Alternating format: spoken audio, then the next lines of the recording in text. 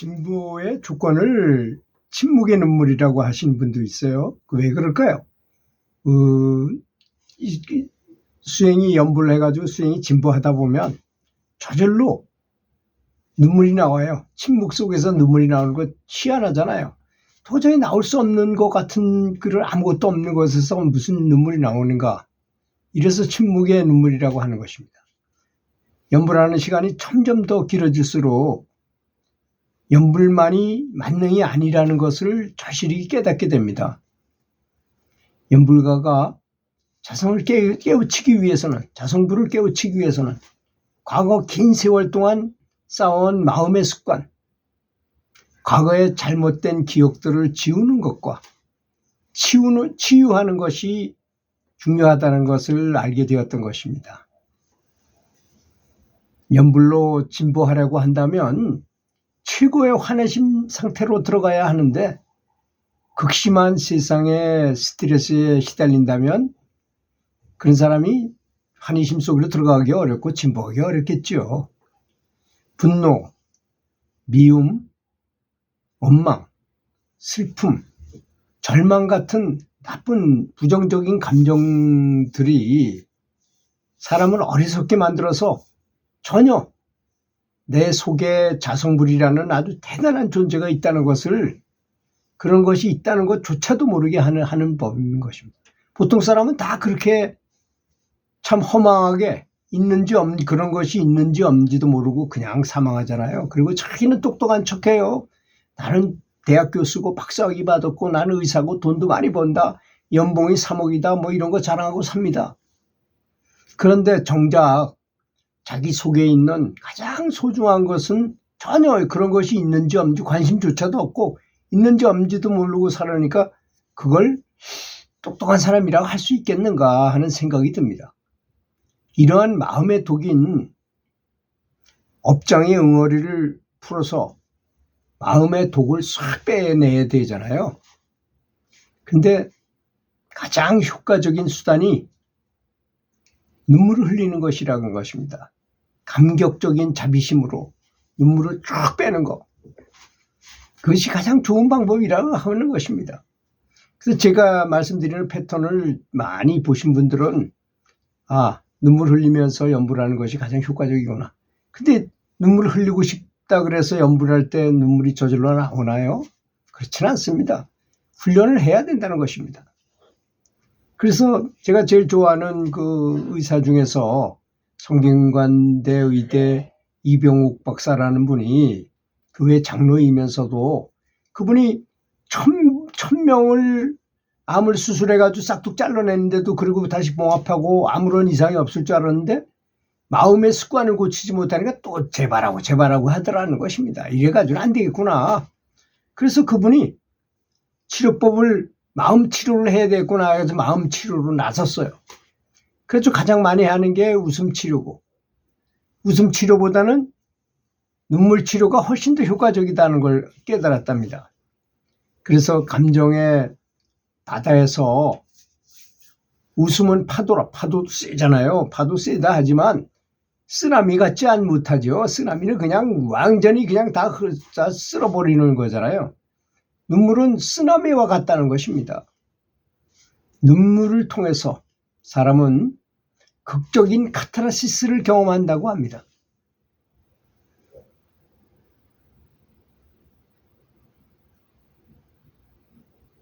깨달음이 어려운 연불자는 오래오래 수행한 사람이 아니라 감정이 메말라 버려서 마음이 돌처럼 굳어진 감성이 메마른 연불자라는 것입니다.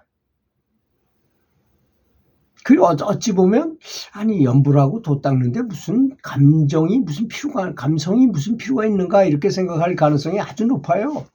근데 전혀 그렇지 않습니다. 정말 깨우친 분, 진보된 분은 눈물을 잘 흘려요.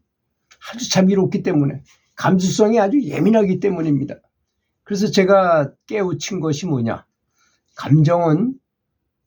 우리 감정이 왜 사람을 다 버린다고 생각하잖아요. 삼독심이라는 게 바로 욕심내는 거, 화내는 거, 어리석은 거 이 세 가지 탐진치 삼독이잖아요. 그럼에도 불구하고 그거 말고 반대쪽에 있는 긍정적인 마음, 남을 사랑한다든지 자비심을 갖는다든지 감사한 마음을 갖는다든지 이런 마음은 오히려 그것이 가득해야 되는 아주 무량한 마음이래야 된다는 것입니다. 그래서 부처님께서 사무량심을 키워라. 사무량심을 키워서 그냥 행복하기만 한 사람을 만들기 위해서 그랬었겠어요. 깨달음을 얻기 위해서 그렇게 하는 것입니다. 왜? 열반경 법문품에 나오면 자비심이 곧 열애라 그랬어요. 자비심이 곧 부처라는 뜻입니다. 이거 확실히 합리적인 말씀 아니겠습니까? 부처님께서 하신 말씀. 침묵 속에 염불하면서 흘리는 그 눈물은 사람의 영혼을 정화하게 되어 있습니다. 그럴 때 싹 업장이 씻어진다는 얘기죠. 환희심의 눈물은 사람의 힘으로는 불가능한 깨달음을 얻게 하는 부처님이 내린 정화도구인 것입니다. 신이 내린 정화도구라는 것입니다. 그만큼 효과가 있다는 것이에요. 그래서 염불하면서 침묵 속에서 감동의 눈물을 흘리면 어린아이와 같이 순수한 마음과 영혼으로 되돌아가서 어리석은 마음이 순수하게 맑아져서 자성이 회복되게 된다는 것입니다. 그래서 그 이병옥 박사님은 뭐라고 그랬느냐? 눈물은 하나님이 주신 천연 항암제라고 불렀다는 것입니다. 그분은 뭐 교회 장로니까 하나님이라고 표현하고 우리는 뭐 부처님이 주신 천연 항암제라고 하면 되겠죠. 이 박사는 눈물은 아기가 세상에 태어나면서 갖게 되는 가장 솔직한 자기 표현의 방식이라는 것입니다. 어른으로 커가면서 참아야 한다, 사나이는 눈물을 흘리지 말아야 한다는 등 굉장히 눈물을 아끼는 것, 이것이 현실 그렇게 된 것이 너무나 안타깝다고 이분은 말했어요. 아주 강하게 지적했어요. 이거를. 이렇게 살아서는 안 된다 이겁니다. 더욱이 눈물은 나약하다는 의미로 일으키면서 남자들에게는 금기시 됐다는 것입니다. 아니, 이 동양권에서 가장 호걸이였다고, 영웅 호걸이었다고 하는 유비, 관우, 장비가 세 사람이 모여가지고 술 한잔 마시면서 세국에 대해서 얘기하다가 감동하면 서로 부둥켜 안고 울고불고 했잖아요. 그 사람들이 사내답지 못했나요? 그 말도 안 되는 생각을 하는, 진짜 쫀쫀한 생각을 하게 된 거죠. 이거는 눈물 흘리라는 것입니다. 눈물보다 더 좋은 설명서가 어디 있습니까? 그렇지 않습니까? 다른 사람을 감동시키는데 가장 효과적인 게 눈물이잖아요. 부처님에게도 마찬가지인 것입니다. 그것은.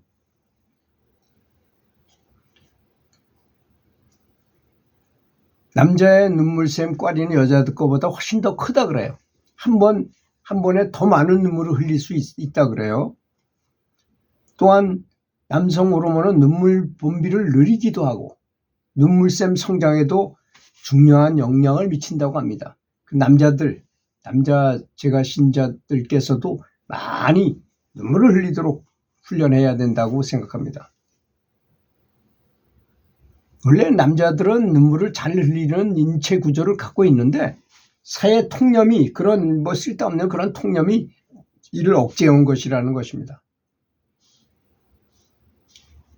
미국의 생화학자인 빌 프레이는 눈물의 종류를 세 가지로 나눴는데, 첫 번째는 지속적인 눈물, 두 번째는 자극에 의한 눈물, 세 번째는 감정적인 눈물이라고 그랬어요. 그래서 그는 모든 눈물이 똑같은 것처럼 보이지만 실제로 언제 어떻게 흘리냐에 따라서 눈물의 성분도 달라지고 그 역할도 다르다고 주장했어요. 눈물의 효과를 내는 건 뭐겠습니까? 이 중에서 감정적인 거죠. 감정적인 거, 아주 사랑하는 마음이 그냥 엄청나게 나와서 눈물이 나올 때 강력한 감정이 따라오게 된다는 것입니다. 앞서서 말한 눈물들, 지속적으로 흘리는 거, 자극에 의해서 흘리는 거 말고 감정적으로 흘리는 이 눈물은 뇌의 다른 부분의 통제를 받는데요. 다른 거는 그냥 반응이 신체적인 반응에 의해서 나는 거지만 뇌신경이나 눈의 마비로 인해서 지속적인 눈물과 자극적 눈물을 흘릴 수 없게 돼도 우리는 여전히 감정적인 눈물을 흘릴 수 있다는 것입니다. 무엇보다도 감정적인 눈물에는 카테콜라민이라는 스트레스 호르몬이 많이 들어있다 그래요. 눈물을 통해서 스트레스 호르몬을 많이 배출시킬 수 있다는 거죠. 한 실험에 따지면 감정이 고조돼 가지고 눈물이 터지는 순간에 이르기까지 뇌파는 춤을 추고 심장 박동은 아주 빨라진다고 합니다. 하지만 눈물을 흘리는 동안에는 심장 박동이나 자율신경계가 아주 지극히 안정된 상태를 보인다고 합니다. 그 일본의 도호대학 아리타 시데오 박사는 목 놓아 우는 것은 뇌를 리셋하는 것 같은 효과가 있다고 말할 정도였습니다. 그러니까 우리는 눈물을 흘리면서, 침묵 속에서 눈물을 흘리면서 연부를 하면 크게 진보할 것을 100% 맞다고 저는 생각합니다. 굳이 그렇게 훈련하시면서 연부를 하시기 바라겠습니다. 들어주셔서 감사합니다.